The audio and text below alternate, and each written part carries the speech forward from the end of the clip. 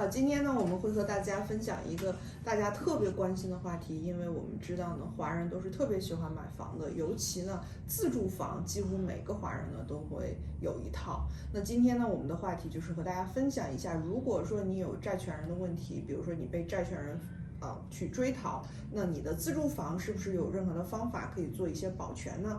那我们还是请呢我们事务所关于资产保全和破产法的专家 Michael 李律师来回答我们的问题。首先呢，Michael 能不能给我们介绍一下，从法律的角度来讲，有哪一些的资产和财产可以被豁免或者是保全 ？Any assets Yes. in the U.S. code they can be exempt from a creditor's claims. So yes, so your exemptions generally depend on state law. So what are the exemptions? Interestingly enough, every state has a code and a list of assets that creditors could not take from you. And these things are protected outside of a bankruptcy or inside of a bankruptcy. But again, this is just outside. So what things are commonly exempted?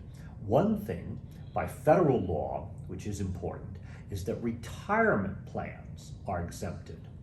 401k, 503b, IRAs, these are protected under federal law, and these can serve as a good purpose for protection planning. Just be careful, under California state law, IRAs are actually not protected in full, so you have to be a little bit cautious. The other common exemptions are homestead exemptions, and this varies state by state. Some are very large, and some are very small. 所以这就是我想接下来和大家讨论。那除了刚才 Michael 有讲，就是说退休基金这些是传统的被保护的，那我想呢有一些福利，比如说 Social Security 啊这些的也会被保护，还有像人寿保险、年金这些。当然了 ，Michael 刚才也提到了，就是说虽然他们可能被保护，但是呢它的金额是有限的，而且同时呢各个州他们的法律呢可能也会有一些不同。那最后呢 ，Michael 讲到的就是我们今天讲的话题，大家更关心的可能就是 homestead exemption， 因为自住房每一个人可能都会有，而且它的金额可能会比较大。那能不能请 Michael 给我们介绍一下？那 homestead exemption 就是它的意思是说，我如果说，比如说我被债权人追讨，我可不可以拒绝卖我的房子？比如说债权人说你欠我的债，我想把你的房子给卖掉，那我有没有就是所谓的 homestead exemption， 我有没有权利保留我的房子？ Well, in California, we now have a homestead exemption that is generally for Santa Clara, Alameda, San Mateo, most northern counties, about $600,000 north of that. But it's $600,000. It's fixed by dollar figures. If the home equity is lower than that, then there cannot be a forced sale of the home, and that equity is exempt. If you are over, there can be a forced sale of that home, and that equity is seizable by creditors. 目前可能刚才 Michael 提到的，加州可能是60多万、62万5，可能具体的这个数字。如果说呢，你的exemption 呢是低于这个，就是你的这个房价是低于这个金额的话，你的 equity 不是房价了，实际上是你的这个价值，那可能 creditor 就没有这个权利可以去强制你去卖房。那我再问一下就是在 Santa Clara County 的话，那基本上它的 median home price listing price 大概是140万。那如果是这样的一个情况的话 ，obviously 那是不够的，对，因为你如果60多万、140万，这个还是蛮大的一个差别。那如果说 homeowner 现在他的额度远远的大于这个金额的话，那有哪些的方法可以去考虑呢？比如说，我也听说过，好像 Florida 或者说是德州Texas 也有一些不同的一些法律，能请 Michael 简单的给我们介绍一下吗？ So this is a reality in most of California, that our homestead is insufficient to protect the entire home. Unless one lives in a very rural eastern part of California, $600,000 does not get you very far. So generally, you have to start looking at other asset protection techniques, such as keeping a loan and a home equity loan on the property, where if you get into trouble, you draw on the home equity loan and reduce the equity. That can be a tactic. Or you have to start looking at, if you are in significant danger, looking at structures like irrevocable trusts, strategic gifting, or in extreme cases, moving to another state that provides broader protection. 那能介绍一下为什么，比如说到其他的州，比如说 Florida 或者是 Texas，就可以有更多的一些保护呢？是因为他们有更大的金额，还是说是因为他们的法律会有一些其他的不同？ And essentially, it's that the law of each state is different, and the homestead is thus different. Even in one's own state, it's changed. When I started practicing many years ago, our homestead for an individual was $75,000. If you move to Connecticut, it's still $75,000. So if I get sued and move to Connecticut, I do worse.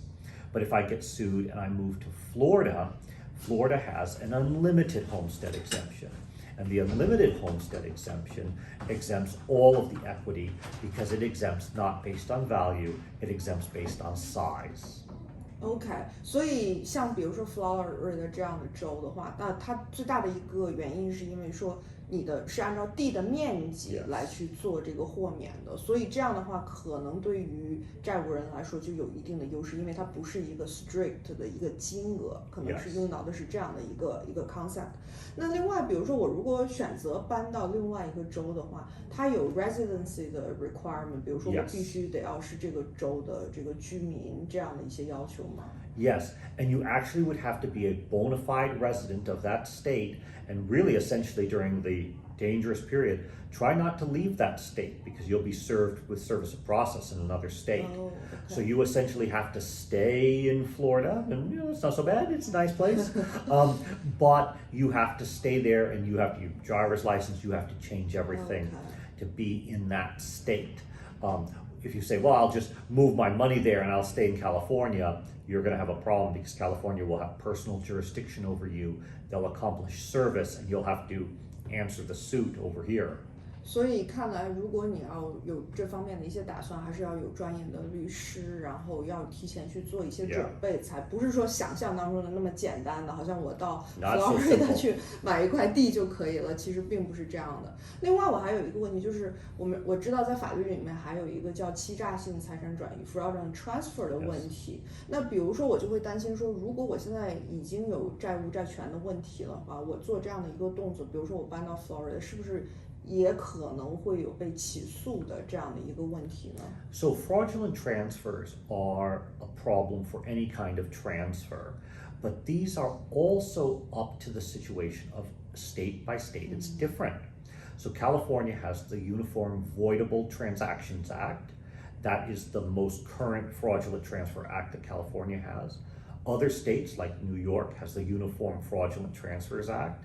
And can you believe the state of Virginia does not have an act. They use the Statute of Elizabeth of 1536, incorporated by the common law. So their Supreme Court in the 1700s adopted the Statute of Elizabeth, and it's always been the same. Florida has its own unique version, which is more preferential. Other states, Wyoming has a fraudulent transfer act, but the statute is 2 years. California's 4 years. The Statute of Elizabeth has no term. It depends on the elements. So you have to choose a location that matches your situation. But you must always be careful if one's transferring something when there's creditor risk. You always want to do it far before. Yes， 所以呢，其实关于欺诈性财产转移也是大家要考虑的问题。那这方面呢，也是需要专业的律师呢去进行 advice， 那才能保证说你的 transfer 呢是 as safe as possible，right？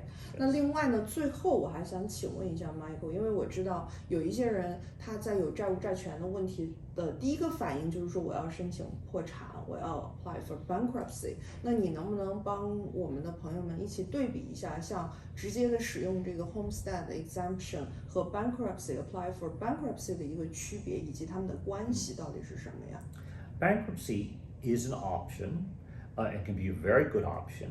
when facing creditor problems, and one has to do the analysis of assets in column A, debts in column B, exemptions in column A, debts in, and basically calculate out how much equity do I have. And going through that analysis, one may find that even if one's above, I could essentially file a bankruptcy, Chapter 13 or Chapter 11. I do have to make payments over time, but I may pay the creditor far less via the bankruptcy than actually going through any other procedure. One thing to know about bankruptcy and the homestead exemption, classic before we all get excited and move to Florida, the bankruptcy code has foreseen this, and 522 O, P, and Q prohibit you from using the high exemptions if you suddenly move to Florida for 2 years. So if you've moved to Florida and then file for bankruptcy, they will use the California exemptions.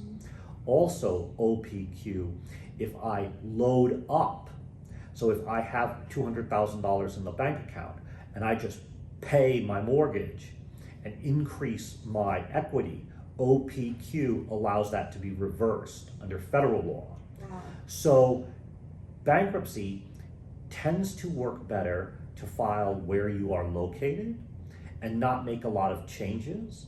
And that's actually good because a lot of people, when something happens, I don't want to move to Florida. I just want to get this solved. Bankruptcy is an option. On the other hand, before problems arise, start talking to us now. Don't come see, it's always hard when one visits a lawyer and says, I've hit somebody with my car on the way over here. I need solutions. That is tricky. It's good to do estate planning, asset protection planning before there are problems. And like anything, one hopes everything's well and good. 所以刚才 Michael 讲的 bankruptcy，我就想起来，其实还有一种方法使用，刚才我们也提到了，使用不可撤销信托也是一种方法。但是使用不可撤销信托的时候，你也要小心，因为不可撤销信托的话 ，essentially 也会把你的 homestead exemption 完全给抹杀掉。所以呢，你一定要去正确的 evaluate 你的实际的情况，然后 make sure 呢，你用这些不同的工具、不同的 tool 来去解决你的问题。As a third party, the homestead wouldn't apply to an irrevocable trust in many situations. Yes. Also, if the transfer is a fraudulent transfer, that's cause to void the exemption. Exactly. So you have to be very careful about doing that. The key is to get good counseling and not panic. People tend to panic when things happen. Stay calm, get good advice, make good decisions. Great, 好的，非常感谢 Michael。然后呢，也谢谢大家，下次我们再和大家一起再分享相关的内容。